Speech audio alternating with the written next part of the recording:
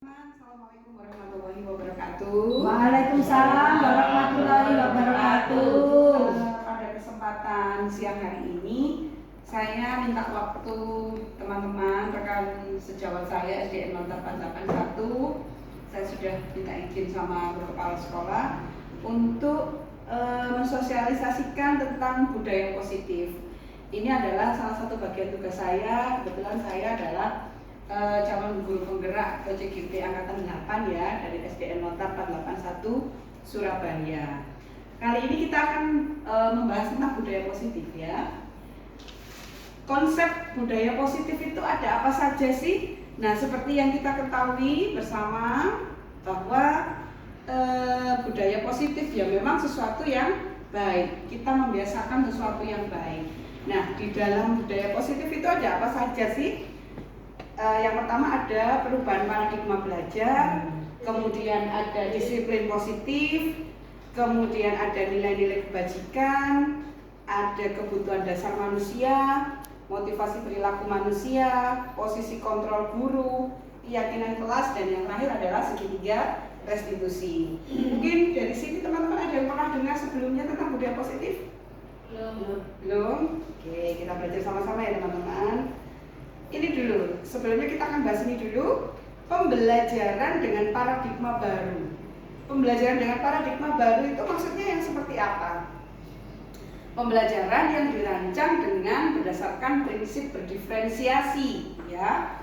Yang teman-teman kemarin ikut pelatihan atau diklat tentang kurikulum merdeka pasti tidak asing dengan istilah diferensiasi, ya. Mungkin Pak Epri, Iyas yang sudah belajar dulu, pembelajaran yang berdasarkan prinsip berdiferensiasi sehingga peserta didik belajar sesuai dengan kebutuhannya masing-masing. Jadi kita paham bahwa peserta didik kita atau murid kita itu tidak sama semua teman-teman ya.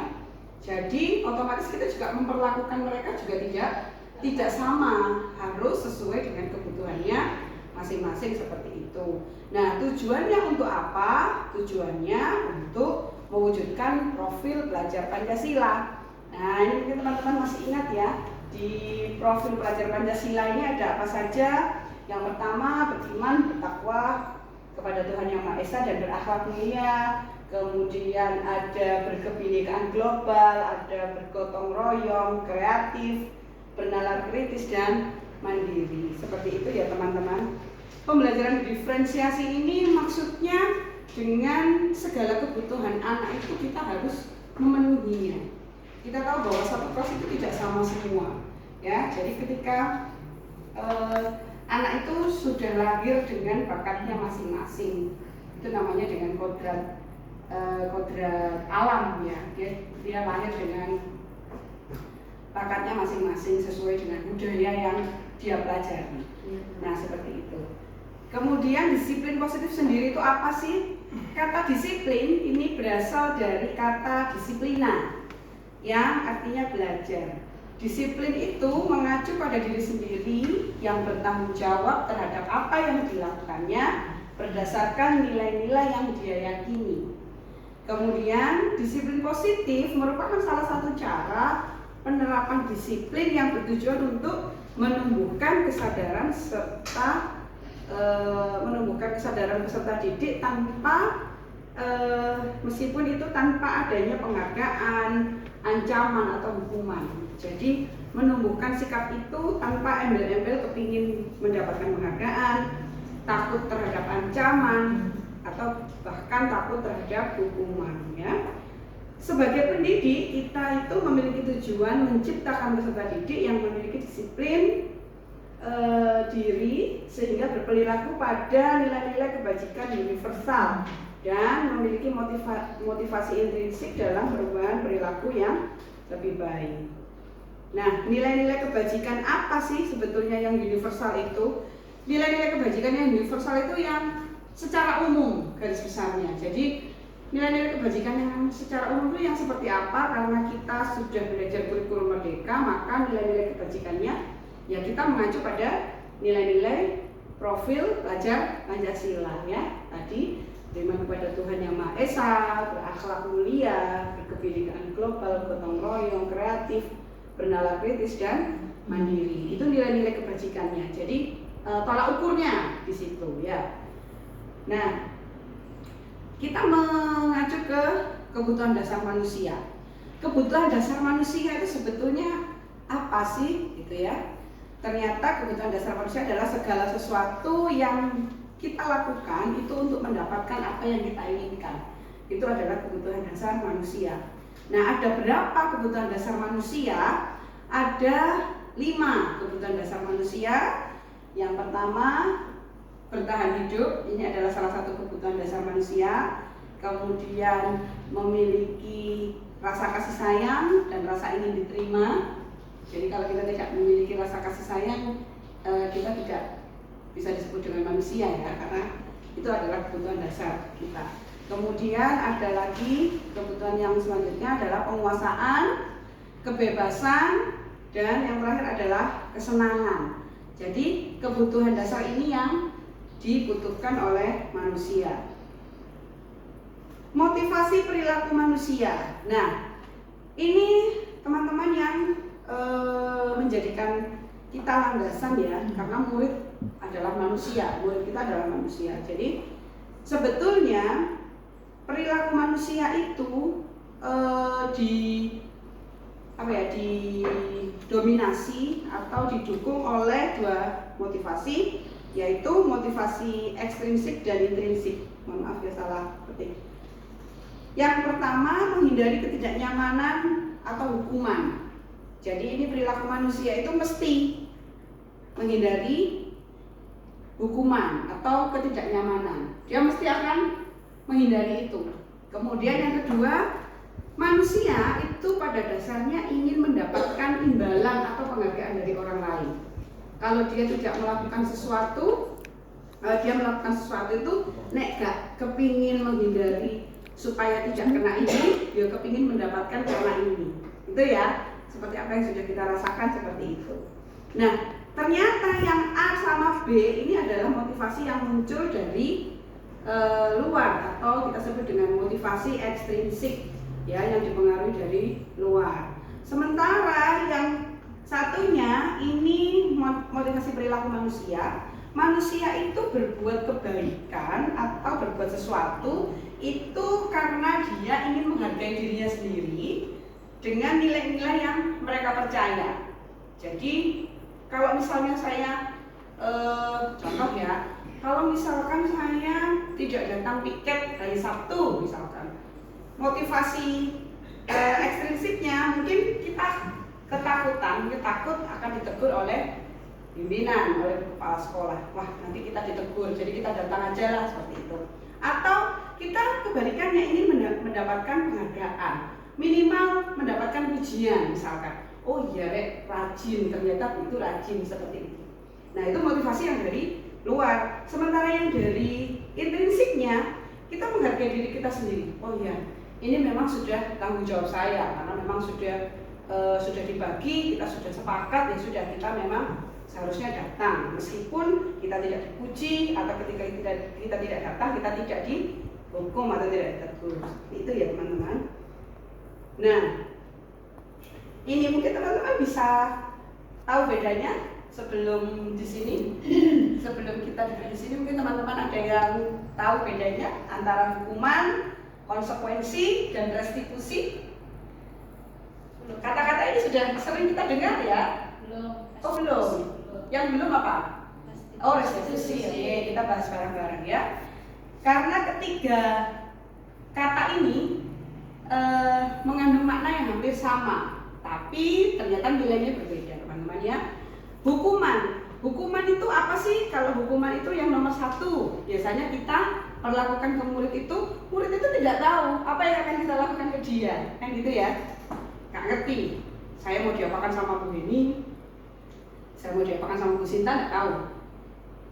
Apa kata guru, apa kata kita yang menghukum, seperti itu ya. Kemudian yang nomor 2, bersifat satu arah. Jadi murid itu sebetulnya nggak mau dihukum, yang mau menghukum ya kita yang menghukum itu. Dia nggak mau, kan seperti itu. satu arah sifatnya, hanya dari satu kita yang menginginkan. Kemudian yang ketiga berupa hukuman fisik atau psikis, gitu ya. Itu hukuman. Kemudian yang kedua konsekuensi. Kalau konsekuensi itu seperti apa? Yang pertama, murid itu tetap dibuat tidak nyaman. Contohnya, kalau kamu melakukan itu, berarti konsekuensinya kamu harus seperti ini. Nah, mirip ya dengan hukuman ya. Kemudian yang kedua, sikap guru yang selalu memonitor murid. Ayo, kamu jangan begitu, nanti kamu begini loh. Nah, seperti itu yang sering kita lakukan kan? Nah, ternyata ada lagi yang ketiga, yaitu restitusi. Apa itu restitusi? Yang pertama adalah proses menciptakan kondisi murid untuk memperbaiki kesalahan. Jadi, kita memberi kesempatan murid. Ayo, kamu silahkan memperbaiki kesalahan yang kamu buat sendiri. Kemudian yang kedua, mengajarkan pada murid untuk mencari solusi sendiri. Nah, sebaiknya kamu itu bagaimana? Seharusnya kamu itu bagaimana? Seperti itu ya. Nah, kita sebagai guru itu punya 5 posisi kontrol kepada murid. Apa saja? Yang pertama, kita itu sebagai penghukum, teman-teman. Ya, kita itu sering melakukannya. Ayo, kamu terlambat. Kalau kamu tidak tepat waktu, kamu terlambat mengerjakan tugas, kamu turun, tidak boleh ikut pelajaran. Nah, itu kita namanya penghukum. Ya, menghukum siswa. Kemudian yang kedua, membuat rasa bersalah. Ini mirip seperti penghukum, teman-teman, tapi bedanya tidak lebih menjudge, tapi sama. Kalau membuat rasa bersalah, misalkan, loh kan, karena kamu seperti itu, coba akhirnya dampaknya seperti ini kan. Nah, itu yang biasa kita lakukan.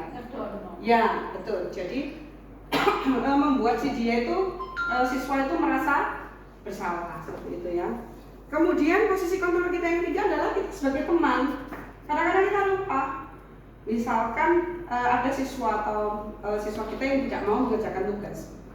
Kita memposisikan diri sebagai temannya. Ayolah kerjakan. Nanti kamu kalau nggak kerjakan, nanti kamu tak kasih ini loh. Nanti kamu nggak dapat nilai ini loh. Nah, kita membahasakannya itu memberikan kalimat-kalimat yang memposisikan kita itu sebagai temannya dia. Nah, itu ya kontrol yang ketiga. Kemudian yang keempat, kita itu sebagai pemantau, memantau aktivitasnya dia. Murid itu selalu kita pantau. Dan yang kelima, kita memposisikan diri sebagai manajer, ya, memanage apa yang dia lakukan. Itu 5 posisi kontrol kita ya.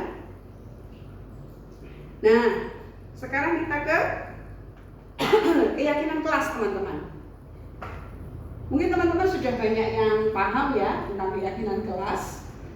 Ada yang belum mendengar sama sekali? Belum. Oh, ada yang belum. Baik, kalau ada yang belum, saya jelaskan.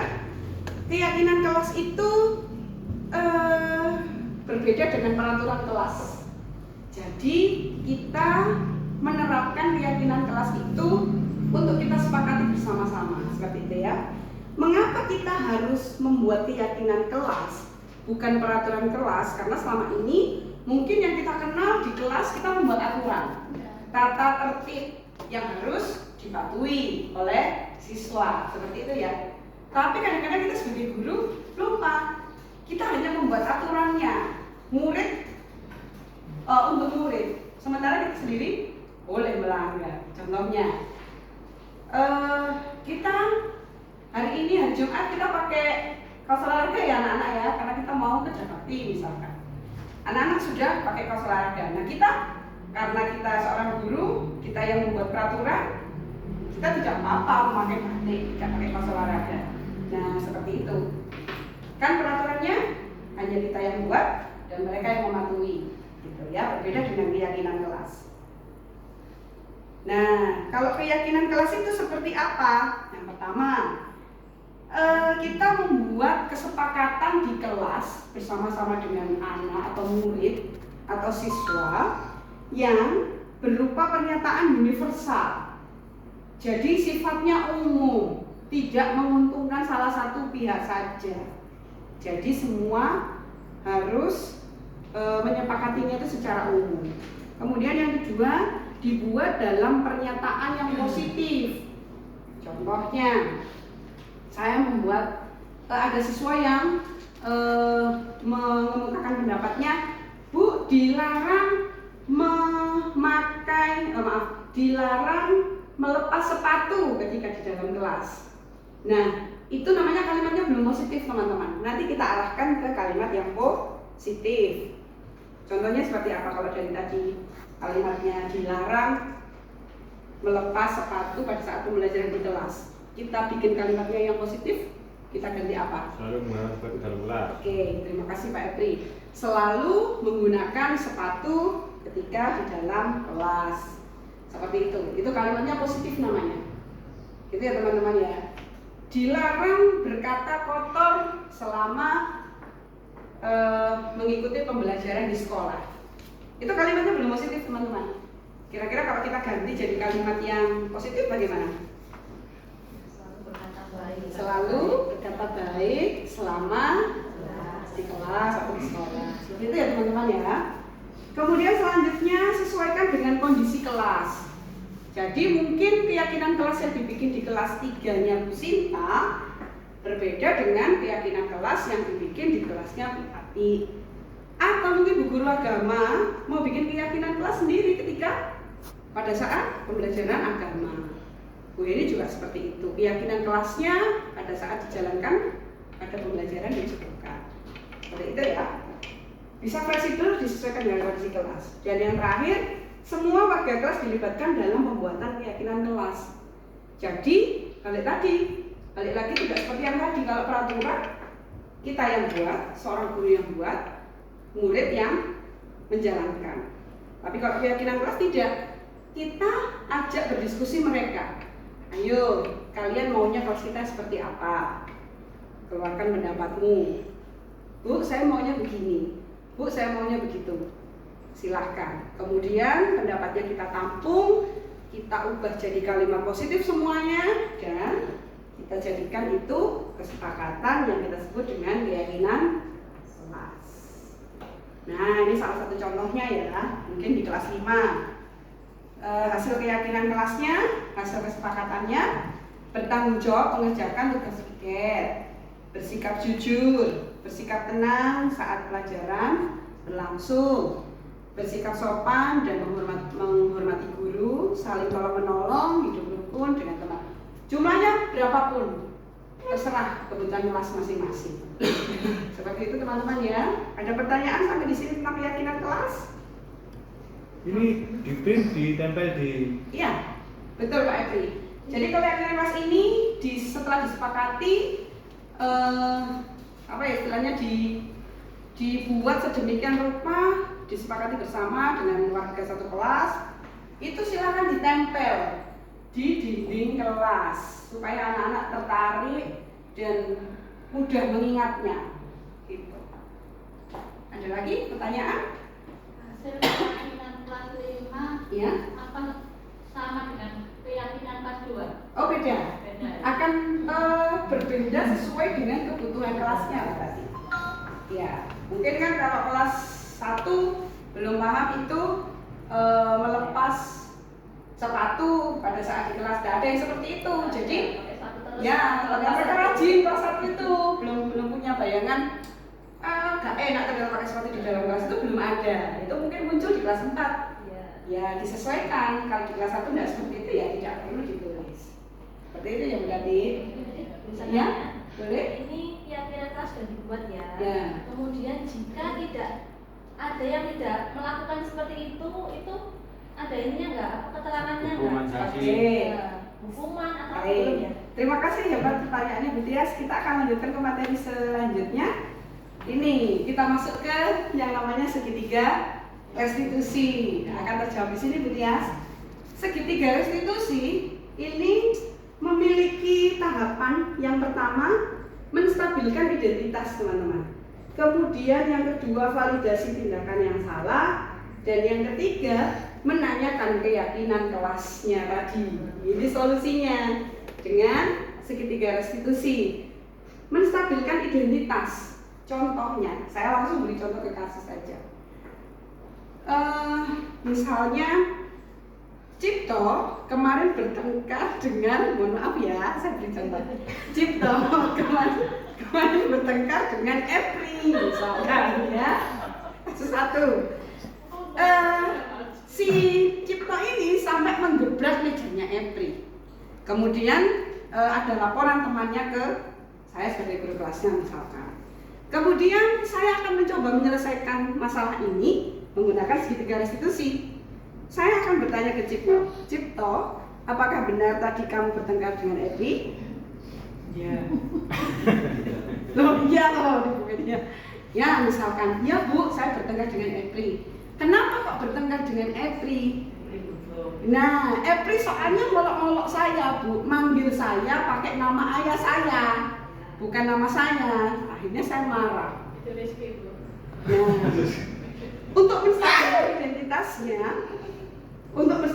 identitasnya pada tahapan menstabilkan identitas, saya akan menjawab ke Cipto, memang ketika kamu dipanggil pakai nama orang tua, ibu juga akan merasakan hal yang sama seperti kamu. Sakit memang rasanya. Sakitnya tuh di sini, gitu ya. Loro hati nek diceluk bapak, jeneng bapak itu ya. Iya, ibu ngerti kamu sakit hati. Nah, seperti itu. Kita stabilkan identitasnya. Tidak cuma kamu yang akan marah, orang lain pun juga akan marah kalau posisinya seperti kamu di Epri. Nah, seperti itu, kita stabilkan dulu identitasnya, teman-teman. Kemudian kita masuk ke tahap berikutnya, validasi tindakan yang salah. Kita beri pertanyaan lagi. Cipto, tadi ketika kamu bertengkar sama Epri, kenapa kok sampai gebrak-gebrak meja? Nah, seperti Emosi. emosi. Nah, itu Cipto, iya, validasi tindakan yang salah. Apa yang seharusnya dia lakukan tidak seharusnya seperti itu, ya. Nah, kemudian kita masuk ke menanyakan keyakinan. Nah, Cipto masih ingat sama keyakinan kelas kita? Apakah boleh saat ada teman yang mengolok-olok itu membalas, nah, dengan emosional? Nah, ibu. Nah, itu kita kembalikan lagi ke keyakinan kelas. Berarti Cipto, apakah kamu sudah sesuai kesepakatan atau kamu melanggar kesepakatannya? Melanggar. Nah, betul, dia akhirnya tahu, teman-teman tahu kesalahannya dengan sendirinya, seperti itu. Nah, kira-kira karena Cipto sudah tahu itu tidak sesuai dengan kesepakatan kelas kita, keyakinan kelas, apa yang seharusnya Cipto lakukan kalau misalnya nanti Epri ngolok-ngolok Cipto lagi? Apa? Cipto akan lebih bersabar, seperti itu ya. Iya, harus lebih bersabar. Dan kalau misalnya Epri masih terus seperti itu, Cipto bisa melaporkan langsung ke Bu Fitri tanpa harus marah-marah mengebrak meja. Seperti itu solusinya. Segitiga kita selesaikan dengan segitiga restitusi. Iya, saya rasa cuma itu teman-teman yang ingin saya share. Kira ada pertanyaan? Masih boleh cobakan ke Chandra mungkin. Boleh, monggo silakan langsung demonstrasi konsep. Ini ya, saya bayangkan ya, keyakinan kelas itu sebetulnya ini versi saya, jangan ikut-ikutan ya. Iya. Loh enggak, kalau saya dengar itu hampir sama dengan peraturan kelas, hanya saja mungkin bahasanya ini lebih apa ya? Katakanlah gini loh, Pak Cep, biasanya kita itu maksudnya anak-anak sendiri. ya saya itu setidak-tidaknya itu hampir mirip, hanya mungkin bahasa peraturan tuh mungkin bagi orang sekarang tuh terasa sadis mungkin, jadi diperhalus dengan bahasa keyakinan kelas. Dan juga teman-teman besok nanyain satu-satu, kamu tidak dominan dulu aja ya, udah masuk itu Belajarnya sampai saya sudah bergeser. Betul. iya, oleh peraturan kelas itu kan kayak iya apa nek muridku ngene, Bu agak dirupokno buku alibi ta lho, ya apa iki muridku sing Akhirnya ini tadi diselesaikan dengan segitiga restitusi. Intinya kita menyelesaikan permasalahan itu dengan tahapan pada segitiga restitusi, teman-teman. Karena apa? Zaman sekarang sudah tidak usum ya, tidak tidak seperti zaman dulu, guru itu ditempatkan sebagai seorang penghukum, terus membuat rasa bersalah, itu sudah bukan zamannya. Kita adalah seorang guru, tugas kita menuntun murid sesuai dengan kodrat alam dan kodrat zaman sekarang. Seperti itu. Jadi kita pahamkan dulu bahwa murid itu berbeda-beda karakternya. Jadi kalau misalnya hukum menyanyi gitu aja juga nggak boleh, Bu? Maksudnya? Dia menghukum kayak menyanyi atau itu aja nggak boleh, Bu? Oh, tidak boleh. Kita nanti dia begini. Kenapa kok tidak boleh menghukum? Karena ketika misalnya Pak Epri memberi hukuman sama Chandra misalnya. Nah, si Chandra ini hanya takutnya pada saat sama Pak Epri, ya kan? Nah, ketika suatu saat Pak Epri ini izin sakit misalnya tidak datang mengajar atau istirahat. Nah, kemudian digantikan oleh Bu Heni misalnya. Dia tidak akan takut sama Bu Heni karena apa? Dia tidak akan patuh sama Bu Heni karena apa? Aturan itu munculnya dari Pak Epri. Nah, hukuman itu hanya bersifat sementara, teman-teman.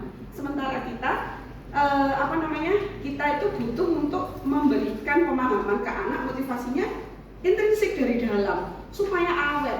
Dia itu supaya paham betul. Jadi dia tuh ngerti, oh iya aku salah ya, seperti itu. Itu nanti insya Allah tidak akan terulang kesalahannya. Nah, kalau hanya takut karena dihukum, kalau nggak ada Pak Epri bebas, tidak ada yang menghukum. Nah, seperti itu tujuannya. Mungkin ada yang perlu didiskusikan lagi. Boleh dicoba juga. Sudah ya, nanti kita praktek sama-sama ya segitiga restitusinya. Bu kesiswaan, kita selesaikan pakai segitiga restitusi. Ya, seperti itu. Ya, sudah tidak zamannya kita sebagai guru itu hanya menjadi seorang penghukum. Iya. Saya rasa ini kalau memang sudah pas, sudah teman-teman sudah paham semua. Saya terima kasih teman-teman, dan saya minta tolong keyakinan kelasnya tolong dipraktekkan di kelas ya teman-teman. Jangan hanya mendapat dari saya terus hilang gitu saja. Besok minta tolong ketika bertemu dengan anak-anak, tolong membuat keyakinan kelas. Jadi bukan peraturan kelas, tapi keyakinan kelas kita bersama. Teman-teman bisa pakai kertas dulu, terus di pendapatnya ditulis maunya anak-anak gimana, ditempel pakai sticky note, kemudian kita simpulkan bersama-sama keyakinan kelasnya seperti apa. Seperti itu ya. Ini kejadiannya kan anak-anak itu pasti kalau waktunya olahraga itu kan jarang, banyak yang lupa Bu, kiri gitu. Saya kan nggak suka kalau anak itu nggak pakai baju olahraga. Terus saya buat peraturan, ayo satu kelas itu apa ya konsekuensinya kalau anak ini bawa, biasanya kan hukuman itu nggak pakai baju olahraga sama.